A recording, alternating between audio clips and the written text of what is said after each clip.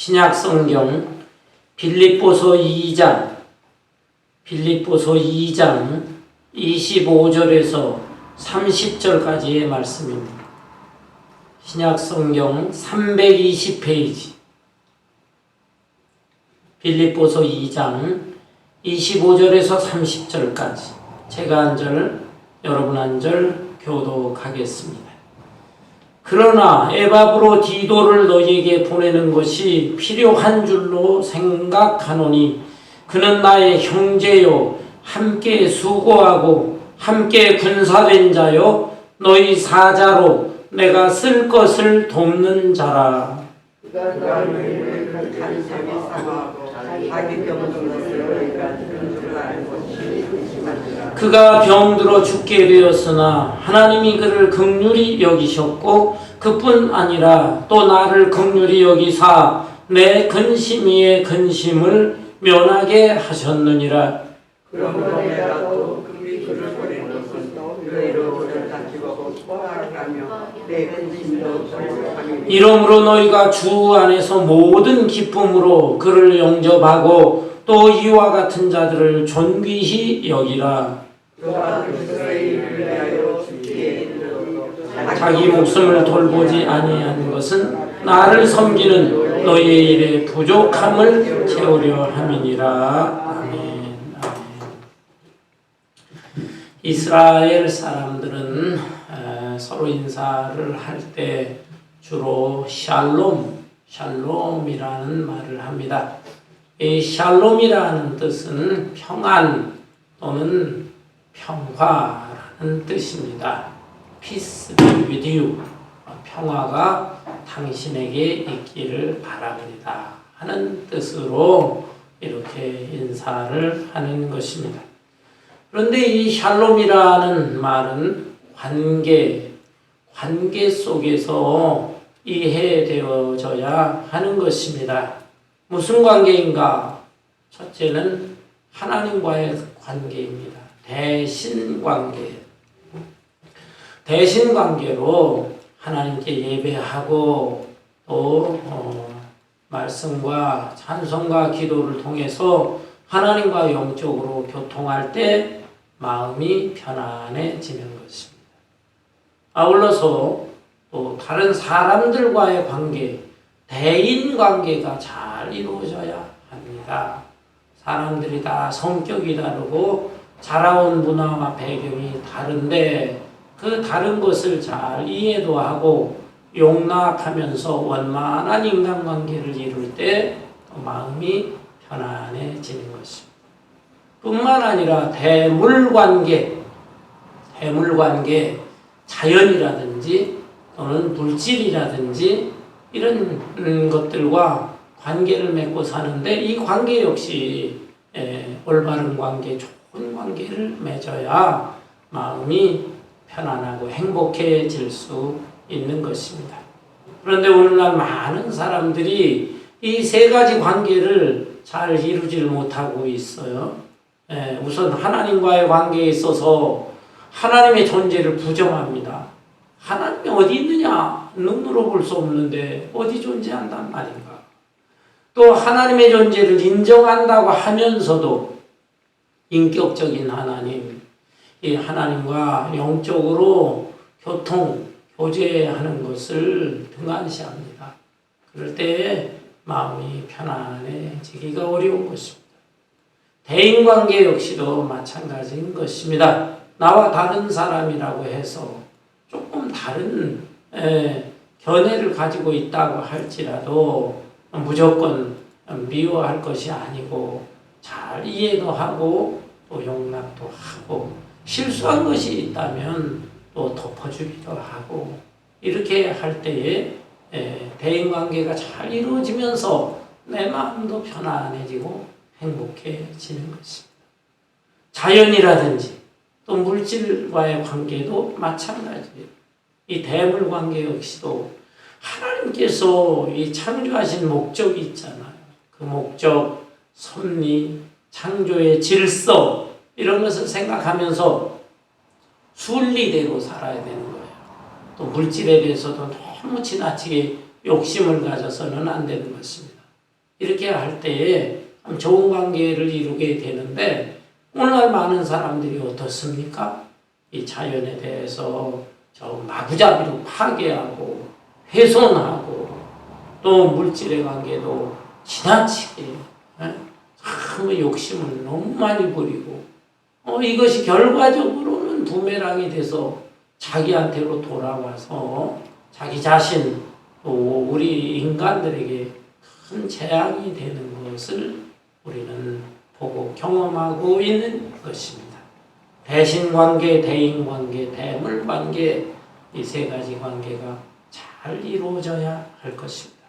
그 가운데 오늘 본문 말씀은 두 번째 관계, 인간관계에 대한 말씀입니다. 특별히 주 안에서 한 형제자매된 우리 성도들과의 관계가 어떻게 되어야 되는가? 여기 참 아름다운 모습이 본문 말씀에 기록되어 있습니다. 이 빌립보서는 바울 사도가 빌립보 교회 교인들에게 보낸 편지죠. 빌립보라고 하는 도시는 그리스에 있는 도시입니다. 바울 사도가 2차 선교 여행을 할 때 그리스, 옛날 헬라 지역의 마케도니아 지방, 근데 이 빌립보에 방문을 하게 되었습니다. 이곳에서 루디아라고 하는 여자, 이 여자는 자주장사다, 자세곡감을 하는 여자인데 여자 사업가예요. 사업가 여자를 만났습니다. 이 사람은 유대인들을 통해서 유대교적인 신앙은 있었어요.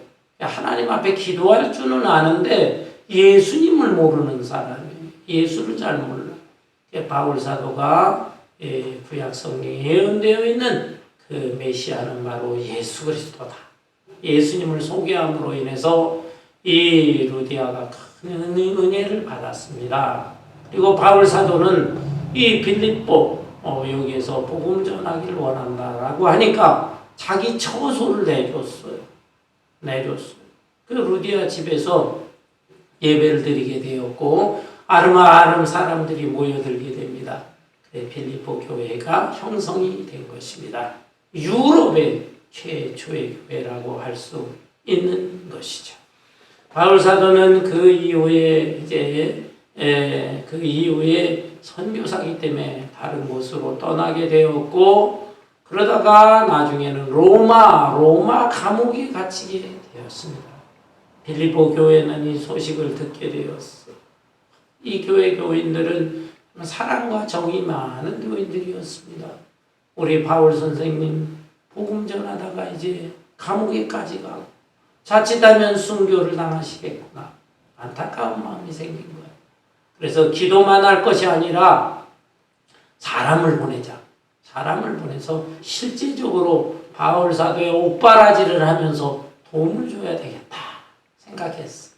의논을 해서 대표자로 에바브로디도라는 사람을 대표자로 보내게 된 것입니다.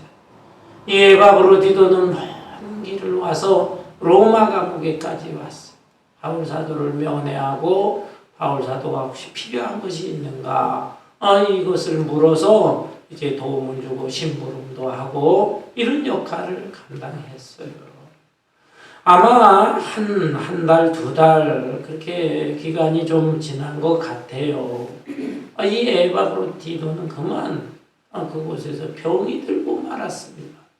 먼 길을 왔고 또 바울 사도의 옥바라지를 하고 또 낯선 환경에 적응을 하려고 하다 보니까 이 사람이 병이 든 거예요.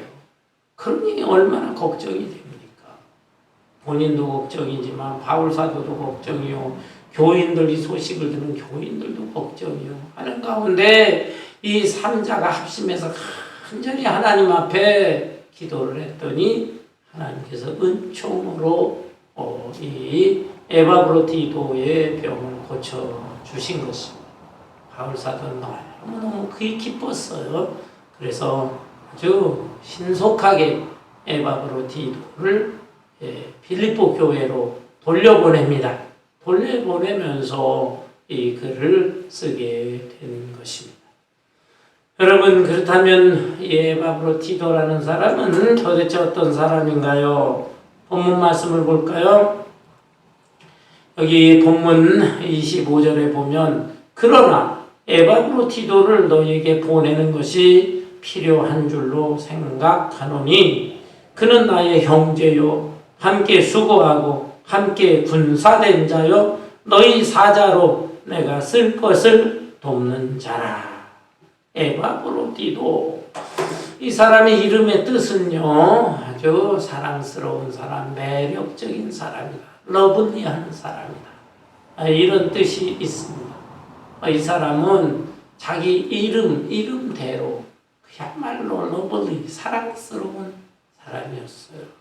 바울 사도는 이 사람의 그 장점, 훌륭한 점에 대해서 몇 가지로 설명을 합니다. 첫째, 그는 나의 형제요, 나의 형제다라고 했습니다. 여러분, 그렇다면 바울 사도와 이 사람이 육신의 피를 나는 혈연 관계냐? 그건 아니에요. 그건 아니지만 예수 믿는 사람이기 때문에 예수님의 피로 이제 죄 사함 받고 성도가 된 사람이기 때문에 이렇게 부른 것입니다. 또 성도들 중에서도 정말 바울 사도가 친밀한 관계를 유지하고 있는 사람이기 때문에 나의 형제다, 이렇게 부르고 있는 것입니다. 두 번째는 함께 수고하는 사람이다. 함께 수고하는 사람이다. 코워커라는 뜻이에요. 그러니까 같은 목적을 가지고 함께 마음을 합하면서 일을 하는 사람이다. 같은 목적, 무슨 목적일까요? 바울 사도나 에바브로디도는 하나님의 영광을 위해서 또 복음을 전하는 일에 있어서 하나님 나라를 확장시키는 일에 있어서 이 같은 목적을 가지고 함께 헌신하고 수고하는 사람이다 라는 것입니다. 세 번째는 함께 군사된 자요 라고 했어요. 여러분, 친구 간의 사랑을 우정이라고 하잖아요. 우정. 근데 우정 중에서 정말 진한 우정, 진짜 우정, 뜨거운 우정, 끈끈한 우정, 깊은 우정은 어떤 우정일까요? 고난 중에서 함께하는 우정입니다. 편안할 때 사귀는 사람들, 그러나 실제로 어려움 당하고 고난 당할 때 얼마나 서로 위로하고 격려하는가. 그게 찐 사랑이에요. 진짜 우정인데, 이런 우정 중에는 이 군인들이 전쟁터에서 함께하는 우정, 목숨을 걸고 전쟁터에서 싸울 때 그 피로 맺은 우정이죠. 전우회라는 것이 끈끈한 것입니다. 그래야 전쟁이 끝나고 나서도 수십 년 세상을 떠날 때까지 계속해서 그 전후의 우정이 이어지는 것을 우리는 주변 사람들을 통해서 볼 수가 있습니다. 그런데 우리는 어떤 사람인가? 영적으로 군인된 사람이에요. 악한 사탄이 여러 가지 모양과 여러 가지 색깔로 우리를 유혹도 하고 우리를 공격도 합니다. 그런데 이 사탄과 함께 싸우는데 나 혼자 싸우는 게 아닙니다. 함께하는 사람들, 같이 마음을 나누는 사람들이 싸우는 거예요. 이런 면에서 바울 사도는 에바브로디도는 누군가? 함께 영적으로 군사된 사람이다 라는 것이죠. 그리고 네 번째로는 너희 사자로 내가 쓸 것을 돕는 자로다. 이 빌립보 교회의 사자라는 건 메신저라는 거예요. 빌립보 교회에서 바울 사도를 위해서 파송을 한 사람인데, 이런 사자로 와서 나의 쓸 것을 돕는 사람이로다. 여러분, 빌립보에서 로마까지의 거리는 대략 한 800마일 정도 됩니다. 굉장히 먼 거리예요. LA에서 샌프란시스코까지가 380마일이거든요. 그런데 그것을 왕복하는 거리보다도 더 먼 거리예요. 그 옛날 2000년 전에 그 먼 거리를 와서 이제 이 바울 사도에게 이 사적인 음식, 감옥에서 주는 음식은 제대로 맛이 없어, 영양도 없어. 사식도 좀 넣어주고 또 필요한 용돈이 혹시 있을지 몰라요. 또 헌금한 돈도 건네주고 또 심부름할 일이 있어요. 바울 사도가 밖에 어떤 사람과 연락을 하고 싶을 때 그때도 또 연락도 해주고 이렇게 자기를 정말로 도와준 사람이다라는 것입니다. 에바브로디도 자기의 이름처럼 러블리하고 사랑스러운 이런 아름답고 훌륭한 사람이다. 이렇게 바울 사도는 인정해주고 있습니다. 그런데 이런 사람이 병에 걸린 거예요. 병에 걸렸어요. 그래서 근심합니다. 26절에 보면 그가 너희 무리를 간절히 사모하고 자기가 병든 것을 너희가 들은 줄을 알고 심히 근심한지라.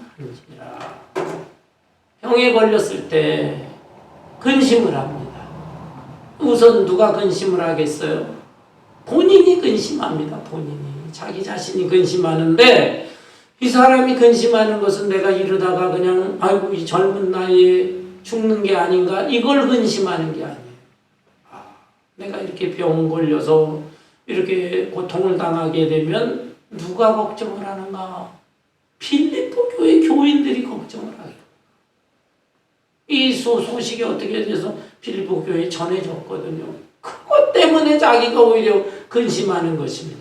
예를 들어서 어떤 젊은 청년이 고향 자기 집을 떠나서 타지에서 생활합니다. 객지 생활을 하는데 병에 걸렸어요. 이 병에 걸렸을 때 부모님에게 차마 연락을 못하는 젊은이들이 많은 것입니다. 왜? 부모님들이 걱정하잖아요. 걱정하니까 차라리 내가 견디는 게 낫지 부모님에게 알려져가지고 부모님이 걱정하는 그 걱정을 또 생각하면 내가 더 그것이 염려된다. 이런 마음. 자기보다는 자기가 사랑하는 사람들을 먼저 생각하는 것입니다. 배려하는 마음이에요. 여기에 지금 이 에바브로디도도 자기가 소식을 전한 건 아니에요. 그렇지만 아름아름해서 빌립보 교회에 소문이 나게. 아이고 우리가 파송한 사람 바울사도 도우라고 보낸 에바브로디도가 지금 중병에 걸렸대 라고 근심하게 되는데 이 소식을 또 알게 돼가지고 에바브로디도는 근심하는 것입니다. 에바브로디도가 또 근심하는 이유는 빌립보 교회 교인들 때문만이 아니고 바울 사도 때문에 또 근심하게 되죠. 아이고 자기가 와서 바울을 지금 고생하고 있는 감옥에 갇혀서 지금 힘들어하는 바울을 돕겠다고 왔는데 아니 내가 돕기는커녕 바울 선생에게 큰 마음에 짐이 되는 사람이 되었구나. 이 생각을 하니까 그게 또 힘들고 괴로운 거예요. 어떻게 하면 좋은가? 그러니 하나님 나 고쳐주셔야 되겠습니다. 라는 거예요. 자기가 뭐 오래 살고 싶어서 기도하는 거 아니에요. 자기는 그냥 이대로 죽어도 순교했다 생각하면 그만이에요. 그런데 자기 때문이 아니라 자기로 인해서 근심할 필리포 교회 성도들 바울 선생을 위해서 자기가 이렇게 하나님 내 병을 고쳐주셔야만 되겠나요? 기도하는 것입니다. 여러분 그런다면 빌립보 교회 성도들은 어땠을 것 같아요? 빌립보 교회 성도들은 성도들대로 또 근심하면서 기도합니다. 왜? 아니 자기네들이 파송했잖아요. 근데 사실은 자기들을 대표해서 바울 선생이 갔다가 그곳에서 병든 것입니다. 그러니 어떻게 보면 자기들이 또 당할 수 있는 똑같이 당할 수 있는 것을 지금 에바브로디도가 당하고 있는 거잖아요. 얼마나 안타깝고 미안하기도 하고 마음의 부담을 갖겠습니다. 그러니 에바브로디도를 위해서 근심하면서 하나님 하면서 기도하지 않을 수가 없어요. 평상시에도 기도하고 아마 어쩌면 철야 기도까지 하면서 저 에바브로디도를 고쳐주셔야만 되겠습니다. 라고 했을 것 같아요. 여러분 벌써 십몇 년 전인가요? 한국의 분당에 있는 어느 교회에서 아프가니스탄에 단기 선교팀을 보냈습니다. 젊은 사람들, 청년들 보냈어요. 19명을 보냈는데 그만 아프가니스탄의 탈레반들에게 인질로 잡혔어요. 온 나라가 지금 이것 때문에 염려하고 걱정했지요. 그 인질로 붙잡혀서 다 걱정했지만 특별히 그 분당 샘물교회인가 그래요. 그곳에 얼마나 힘들었겠어요. 우리 대신 앞장서서 주의 사역을 해 갔다가 저렇게 됐구나. 하나님이 무사히 돌아올 수 있게 하여 주옵소서. 정부에서도 나서고 했지만은 탈레반이 얼마나 잔인합니까? 그래서 그 19명 팀원 중에서 팀장인 목사님 총살했어요. 그리고 그 또 한 청년 총살해서 2명 죽였어. 그리고 차례차례로 죽이겠다 협박했는데 그냥 막 서로 협력을 구하고 막 해서 나머지 인질은 다 돌아왔어. 얼마나 마음이 무겁겠어요.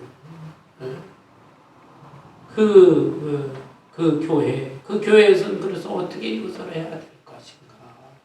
또 나라에서는 불신자들은 왜 거기 그 위험한 나라에 뭐 선교를 한답시고 보내가지고 이런 일 당하게 했느냐 마느냐 막 비판의 소리가 얼마나 높았어. 그 교회를 담임하는 목사님도 장로님도 다 힘들어했어. 그 가족을 생각해. 가족들이 의연했어. 그 목사님 또 그 젊은 청년 그 부모님들이 다 주님의 거룩한 사역을 위해서 그렇게 한 것이고 하나님이 데려가신 것입니다. 네. 인간적으로는 슬프지만 어떤 면에는 자랑스럽습니다. 잘 수습이 되고 그 교회는 교회대로 기념관을 만들었어요. 기념관. 그래서 그 2분뿐만 아니라 한국교회 최초의 순교자 토마스 선교사 목사님으로부터 순교했던 분들 그걸 기념관을 만들어서 사진으로 전시를 하고 지금까지 또 많은 교회에서 그 모습을 방문을 해서 보면서 은혜를 받고 있다고 하는 것이 어쨌든 그때 굉장히 그 교회에서 참 어렵고 힘들고 또 합심해서 뭐 철야 기도는 물론이고 릴레이 기도도 하고 했던 것을 알고 있습니다. 지금 빌립보 교회 교인들도 에바브로디도를 놓고 저러다가 객지에서 저렇게 죽으면 어떨까 근심하면서 기도하고 그리고 그 교회 교인들은 바울 사도를 또 염려했을 것 같아요. 바울 사도 우리가 바울 선생 도와준다고 하면서 사람을 파송을 했는데 바울 선생의 마음은 또 얼마나 힘들까 부담스러워할까. 이 젊은이가 와가지고 아프니까 우리가 선한 일 좋은 일 하자고 했지만 바울 선생의 마음은 얼마나 또 힘들까. 그걸 생각하면서 또 근심하는 거예요. 자기들 뭐 생각해가지고 근심하거나 하나님의 자기들에게 복을 주세요 이렇게 기도하는 거 아닙니다. 그 상대방들을 생각하면서 배려하는 마음으로 기도를 하고 있는 것입니다. 바울 사도도 기도합니다. 바울 사도는 지금 로마 감옥에 갇혀 있어. 언제 죽을지도 몰라요. 그런데 바울이 기도하는 것은 자기 때문에 기도하는 거 아니에요. 바울 역시도 이미 하나님 앞에 목숨 내걸고 이 사역의 길을 간 사람 아닙니까? 그런데 뭐 하나님 나 살려주세요. 그 기도가 아니고 이 젊은이 고쳐주셔야만 됩니다. 왜? 젊은 사람이 나를 위해서 돕자고 여기까지 왔는데 이렇게 좀 고난을 당해서야 되겠습니까? 불쌍히 여겨주세요. 그리고 이 젊은이를 보낸 빌립보 교회 성도들이 얼마나 마음이 힘들고 무겁겠습니까? 생각해보면 바울 사도는 나 때문에 또 이런 일을 당하게 된 것인데 라고 하면서 하나님 앞에 기도를 하는 거예요. 야, 이 삼자의 관계를 생각을 할 때는요, 자기 자신 생각하는 사람 아무도 없어. 상대방을 서로 상대방을 생각하는 배려하는 마음, 이런 아름다운 마음으로 하나님의 간절히 기도하니까 하나님이 왜 안 들어주시겠어요? 하나님이 알았다.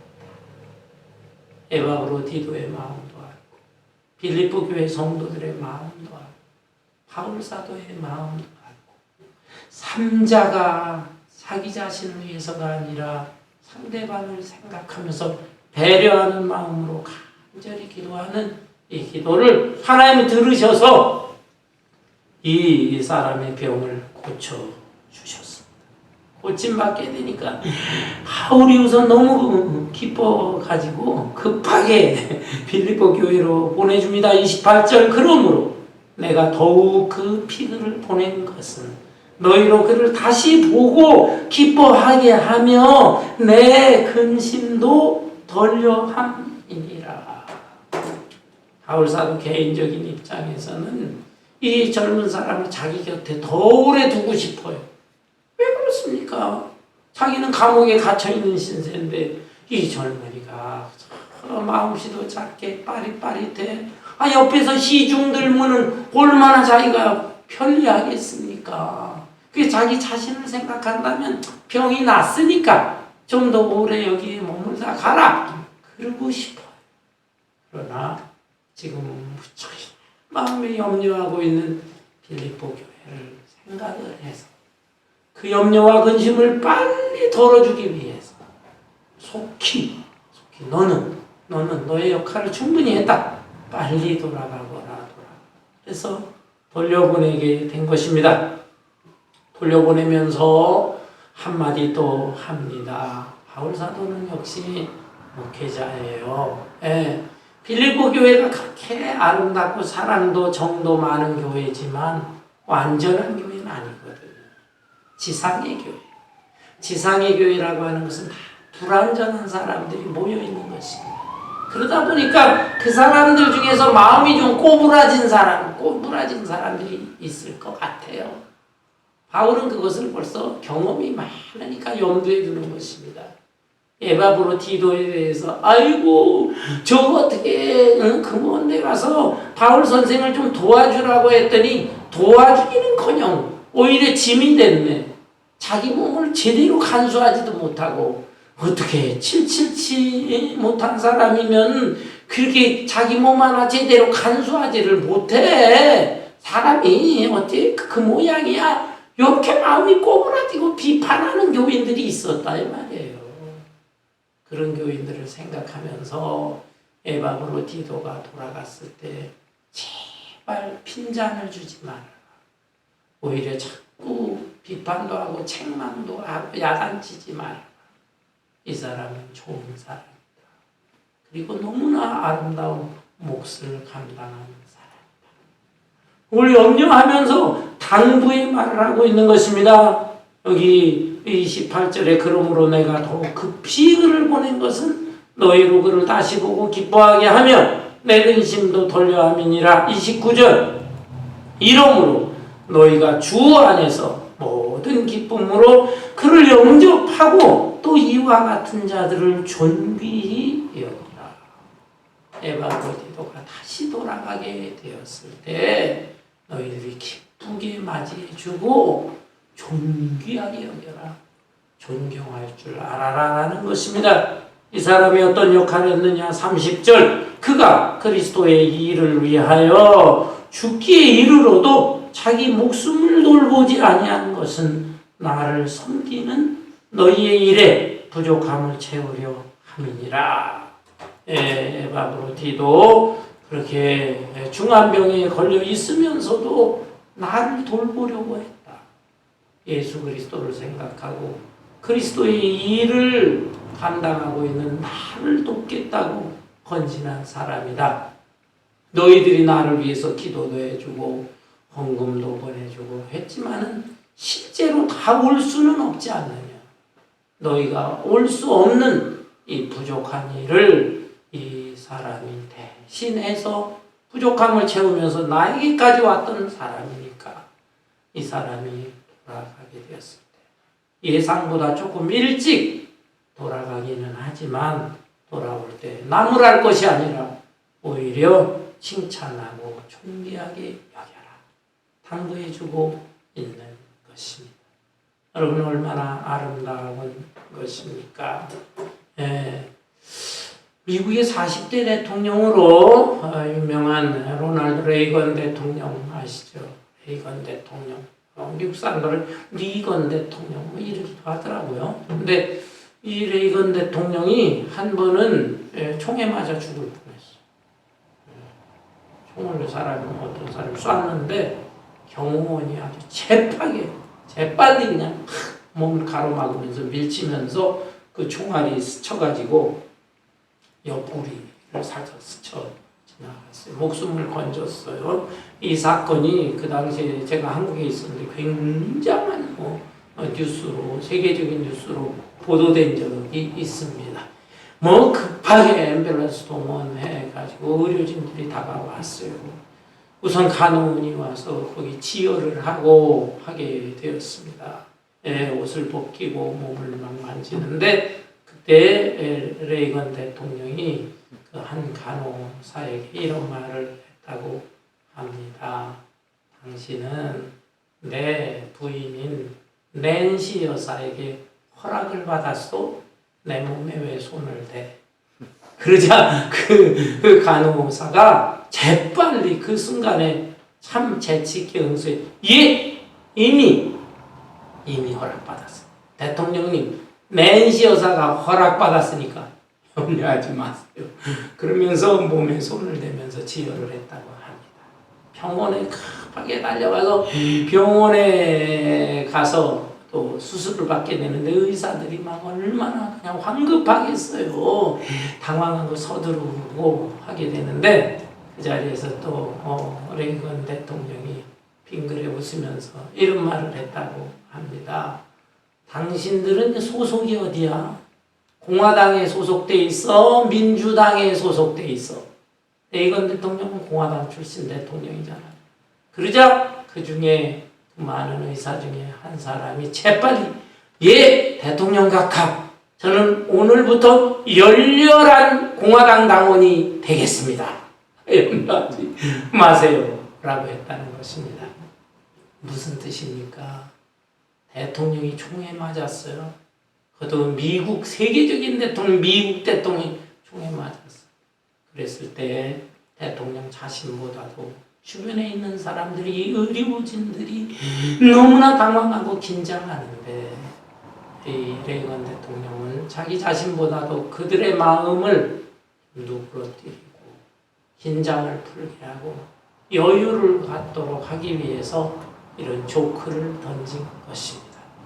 그러면서 이 긴박한 순간에 그러면서도 간호사들이 이 유머와 조크를 갖다가 재빨리 받으면서 또 대통령은 지금 환자 아니에요. 마음의 여유로움을 가질 수 있도록 두려운 마음을 갖지 않도록 간호사가 조크를 받아주고 또 그 의사들 중에도 그 조크 유머를 잘 받아주면서 그 수술을 잘 진행했다고 하는 것입니다. 여러분 그런 상황 속에서도 자기 자신보다는 상대방을 생각하고 배려해 줄 줄 아는 이런 마음, 이 얼마나 아름다운 마음입니까? 오늘날 세상이 너무 각박해, 너무 삭막해. 그저 자기 자신밖에 몰라. 내 자신의 모든 게 집중돼 있어. 내 거. 어떻게 하면은 내가 성공하고 출세하고 내가 도둑자 돼. 오로지 거기에 초점이 맞춰져 있고 다른 사람들이 어떻게 되든 말든 다른 사람들이 다 쓰러지고 그저 거리에 내앉고 죽어가고 관심이 별로 없어. 얼마나 살만해. 여러분 이런 세상에 살면서 예수 믿는 크리스찬으로서 특별히 우리 한미교회 성도들로서 교인 수가 많으냐 적으냐 그게 문제가 아닙니다. 나는 어떤 신앙인으로 성장하고 성숙한 신앙이 될 것인가. 예수 그리스도 구원자로서 믿을 뿐만이 아니라 신앙생활 잘하면서 인격적으로도 다른 사람을 배려하고 생각하고 대접하고 섬기고 봉사할 수 있는 이런 아름다운 신앙인들이 될 수 있기를 주님의 이름으로 축원합니다.